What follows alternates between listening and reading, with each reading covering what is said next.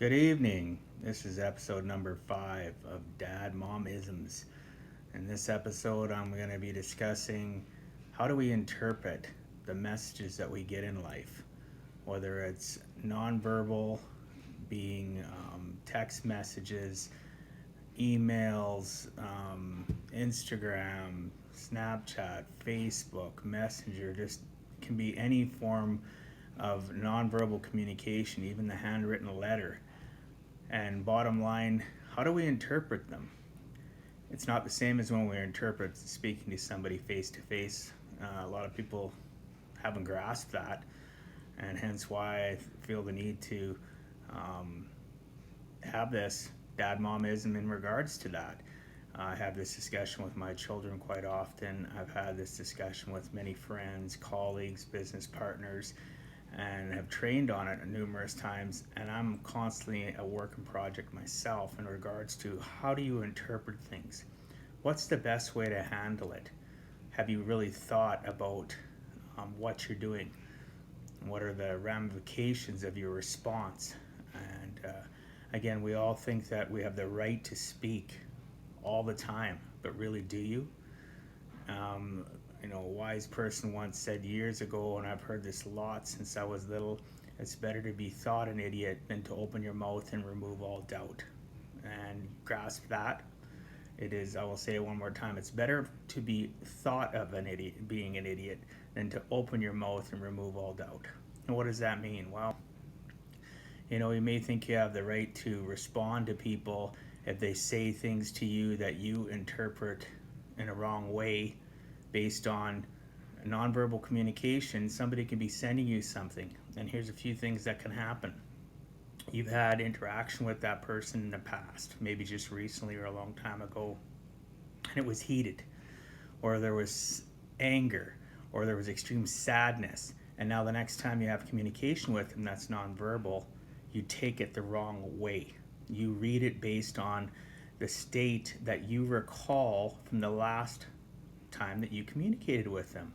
And we're human, we all do it, but guess what, we can stop ourselves from reacting and being reactive and thinking before we respond and making the situation worse. And what do I mean by that? Well, we get a message and we read it and we're in a bad mood ourselves, and it even doesn't even have anything to do with the state of when you were last with that person. It could just be that you were having a bad moment yourself and somebody messaged you in whatever format, right? Doesn't matter what it is, nonverbal, it's typed, written, whatever, social media or email, or just like I said, a handwritten letter. It can be in any way, shape, or form, and we're in a foul mood and we read that and we overreact. So we either react based on what state we're in or the state that we have in our mindset from the last interaction with that person or persons, because sometimes it can happen in a group message setting. And that's why nonverbal communication, it's so important that when you respond and you're typing or you're tapping away on your phone or you're typing on your computer or your tablet, that you do not send it right away, that you wait, that you calm down, that you change your state from anger or being pissed or whatever you want to call it, and you calm yourself down, you read your response, and then you make a choice. Is what I'm going to say to that person going to make a difference? Am I doing it just to, speak my piece because I have the right to speak my piece? And all you do is inflame it and make it worse, when really you interpreted it, again, one of two ways. You either interpreted it based on your state of mind or the state of mind that you have trapped in your brain from the last interaction with that person or persons. So sometimes we just have to sit back, read things, and I find reading it out loud helps too. Read that text message, read that messenger message, that email, I don't care what it is, that Facebook post. Read it out loud. Listen to yourself say it, right? Go from here into your brain and actually read it out loud. Then read your response. If you've done a knee-jerk thing and you have already sent off the response, sometimes it's not too late to fix it. You can message that person after you calm down and said, hey, I shouldn't have said that. Sometimes it's, once you let the, like they say, let the cat out of the bag, it's a little too late, right? You've already caught yourself in a situation where you have made it so that it's impossible to put your comment back. That's why it's so imperative that, you deal with it, right away. Own it. Own your garbage. Own what you said.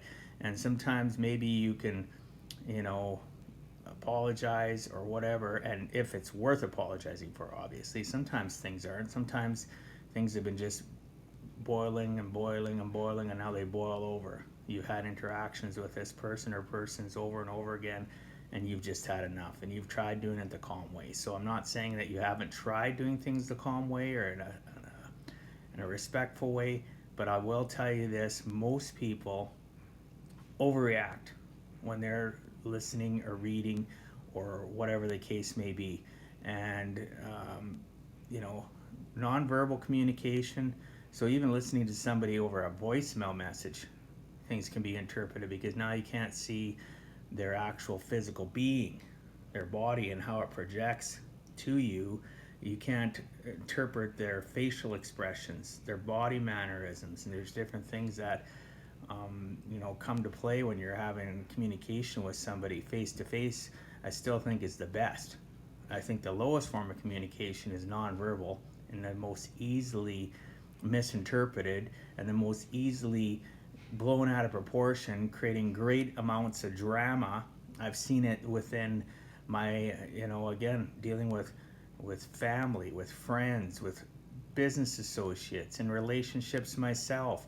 I see it within some of the groups that I belong to, in regards to how sometimes people can comment and just say the dumbest things, and they don't think before they talk.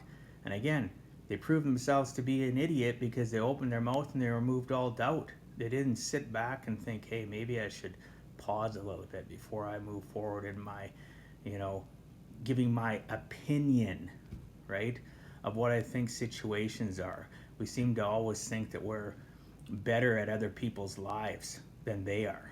Sometimes we can have great advice to help them make better choices in their life, but nobody is going to steer their life better than them.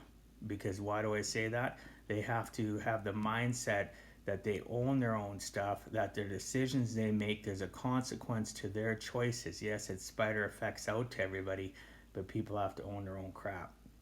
So back to the message part. When you're messaging somebody, right, think about it. How are they going to interpret it? And no, it doesn't matter if you put at the head of your message, I just want to let you know I'm in a really good place. I'm not angry. I'm not upset. I just wanted to let you know. Because guess what? When they read it, they got two things. Back to those two things. State of mind where they're at. State of mind where they were at the last time they communicated with you, where you put that state into their head. So they're reading it based on, if they're in a crappy mood, again, it could be a good mood too. They can read stuff and you're actually in a crappy mood, and they're going to interpret it as there's nothing wrong. Very seldom that happens though. Normally we have a preconceived notion of that person because of, again, the last interaction with them, or maybe they, we can tolerate them on some days and some days we can't, and they'll send us a message and it just, you're already on a state of not being in the greatest mood. You read their thing and you go off, you respond, you create more drama, then all of a sudden you do it in a stupid fashion, the dumbest fashion people do it, and this is going to irritate some people, is you think you can comment on Facebook all the time, or Instagram, or Snapchat. You have the right because somebody posted it to say something. Yeah, in some extents you do have the right to comment, right? You do have the right to voice your opinion. But make sure it's an intelligent opinion, something that's based on facts, based on your real life experiences, based on a real life result, not, oh, I think it should be this, or I think it should be that, or based on anger because you just finished watching a violent movie or seen somebody get into a verbal sparring match in your home, or whatever you experienced that day, and then you go and type out a message and you take all that frustration and you take it out on that person because they said something that was the last trigger or catalyst to you being, volatile and exploding on everybody, right? Just sit back and breathe. And always number one thing to do when you're dealing with interaction with people, nonverbal, verbal, or face-to-face with verbal, which is still the best. Nonverbal being the lowest form of communication in my mind. Number two, just talking to somebody on the phone is still better than the nonverbal. But number three is the best because you're connecting with people. You're actually seeing their face. You're seeing if they're happy. You're seeing if they're sad. You're seeing if they're angry. You get an opportunity to see if their shoulders are up or their chest is out or they're slumped down, right? That is the best form of communication. That's the thing that's the scariest for all of us, if I'm being honest. But really, it's the best way to talk things out, to deal with things, to be human to one another and be kind. So quit it.